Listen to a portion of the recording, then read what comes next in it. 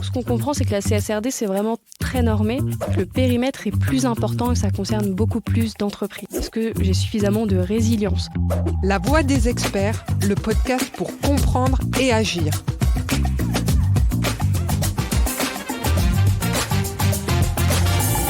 Bonjour et bienvenue sur le premier épisode de notre podcast La Voix des experts, dédié à la durabilité et à la conformité réglementaire. Aujourd'hui, nous allons parler de la directive européenne CSRD, un reporting plus transparent des entreprises en matière de durabilité. Je suis Bénédicte Tiblier et je suis ravie d'accueillir notre experte Agathe Renaud-Betz, consultante au sein de l'agence RSE de Socotec. Bonjour Agathe. Bonjour Bénédicte. Qu'est-ce que la CSRD et pourquoi est-elle importante ? Alors tout d'abord, avec la CSRD, ce qu'il faut bien avoir en tête, c'est qu'il y a un contexte réglementaire européen derrière. Donc c'est le Pacte vert européen, qui est une stratégie qui avait été adoptée par l'Union européenne en 2019, dont l'objectif c'est d'être le premier continent à atteindre la neutralité carbone d'ici 2050. Et dans ce cadre-là, il y a eu tout un développement d'une stratégie de finance durable de la Commission européenne, dont l'objectif c'est de favoriser la transparence et une vision de long terme dans les activités économiques des entreprises. Et la CSRD, donc la Corporate Sustainability Reporting Directive, c'est une des mesures clés de cette stratégie de finance durable. Donc la CSRD, en fait, c'est une révision de la NFRD, qui était la Non-Financial Reporting Directive, qui avait été transposée en 2017 en droit français et qui est peut-être plus connue sous le nom de DPEF, Déclaration de performance extra-financière. Donc la CSRD, c'est encore un exercice de reporting et qui vient obliger un certain nombre d'entreprises à divulguer des informations sur leurs enjeux relatifs à l'environnement, au social et à la gouvernance. Et pourquoi c'est important ? Parce qu'en fait, au-delà d'un simple enjeu de conformité, de reporting, il y a un réel enjeu stratégique pour les entreprises. Et par enjeu stratégique, on entend des enjeux en termes de stratégie RSE, des impacts, risques et opportunités identifiés, des attentes du marché et aussi certains avantages concurrentiels que ça peut représenter. Et donc, quelles sont les entreprises qui sont concernées par la directive CSRD ? Alors, ça ne concerne pas toutes les entreprises. Il y a un calendrier de mise en œuvre progressif qui a été mis en place. Donc déjà, tout d'abord, dès cette année, ça concerne des grandes entreprises qui doivent publier un rapport en 2025 sur leurs données 2024. Il s'agit des entreprises qui sont déjà soumises à la DPEF et qui remplissent les 3 critères suivants. Être cotées sur un marché réglementé de l'Union européenne, avoir plus de 500 employés et avoir un bilan supérieur à 25 millions d'euros ou un chiffre d'affaires supérieur à 50 millions d'euros. Ensuite, dans une deuxième vague, il y a d'autres entreprises qui devront publier un rapport en 2026 sur les données 2025. Et il faut qu'elles remplissent 2 des 3 critères suivants. Avoir 250 salariés au cours de l'exercice, un bilan supérieur à 25 millions d'euros et un chiffre d'affaires supérieur à 50 millions d'euros. Et enfin, en troisième vague, il y a certaines PME cotées qui devront publier un rapport en 2027 sur les données de 2026 si elles remplissent 2 des 3 critères suivants, avoir entre 10 et 250 salariés, un bilan entre 0,45 et 25 millions d'euros et un chiffre d'affaires entre 0,9 et 50 millions d'euros. Et donc, Agathe, pour ces entreprises, qu'est-ce que ça change par rapport à la DPEF ? Alors, il y a plusieurs changements qu'on peut noter. Le premier, c'est que le périmètre est plus important et ça concerne beaucoup plus d'entreprises. Ensuite, il y a un concept fondamental qui a été introduit avec la CSRD, c'est la double matérialité.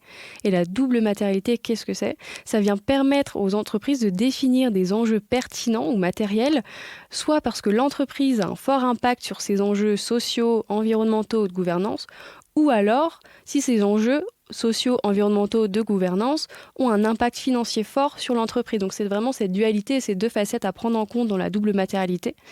Et en fait, l'objectif, c'est que la double matérialité doit aider à définir quelles données devront être publiées dans le rapport de durabilité. Mais aussi à bien garder en tête, c'est que ça permet aux entreprises de vraiment se questionner sur leur modèle d'affaires, sur leur stratégie, de se demander est-ce que ce qui est en place aujourd'hui est durable ? Est-ce que j'ai suffisamment de résilience ?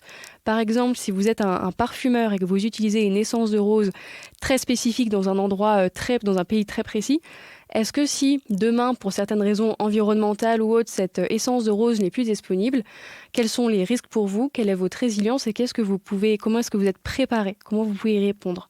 Donc c'est ça qui est très intéressant avec la CSRD, parce qu'en fait, elle va demander aux entreprises non seulement de s'interroger sur les enjeux, mais aussi de prendre en compte toute leur chaîne de valeur, aussi bien en amont qu'en aval. Donc elles doivent vraiment réfléchir à tout leur modèle d'affaires. Et y a-t-il d'autres points importants qui doivent être intégrés dans le rapport de durabilité ? Oui, tout à fait. Alors ce qui est qui est aussi fondamental dans la CSRD sont ce qu'on appelle les ESRS, les European Sustainability Reporting Standards, qui sont des sortes de gros chapitres qui viennent indiquer et normer comment les entreprises doivent structurer leur rapport, quelles sont les données à intégrer dans ce rapport et comment les intégrer. Au total, on a 12 normes ESRS qui comprennent aussi bien des principes généraux qu'après, il y a tout un chapitre sur les données environnementales, sociales et aussi de gouvernance. Donc ce qu'on comprend, c'est que la CSRD, c'est vraiment très normé, d'où aussi le fait que ça facilite la comparabilité entre les entreprises et que ça peut représenter un avantage stratégique ou un enjeu stratégique pour les entreprises.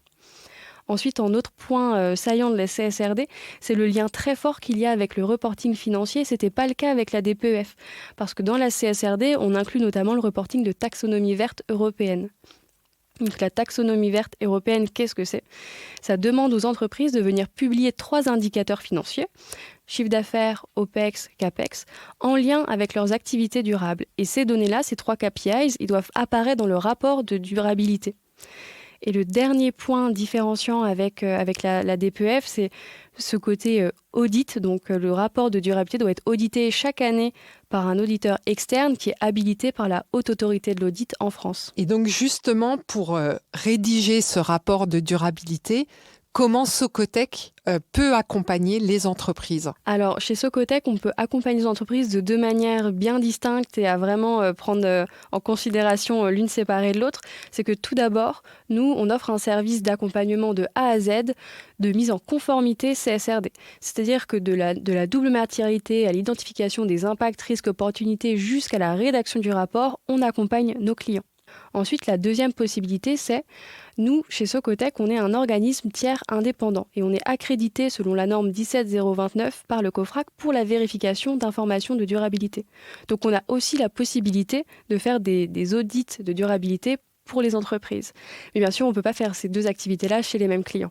Merci beaucoup Agathe pour cet éclairage précieux sur la CSRD et son impact. Pour toute question ou pour être accompagné par Socotec, n'hésitez pas à contacter nos experts à l'adresse suivante hse@socotec.com. On se retrouve très bientôt pour un prochain épisode La Voix des experts. Si ces podcasts vous intéressent, abonnez-vous dès maintenant. Au revoir.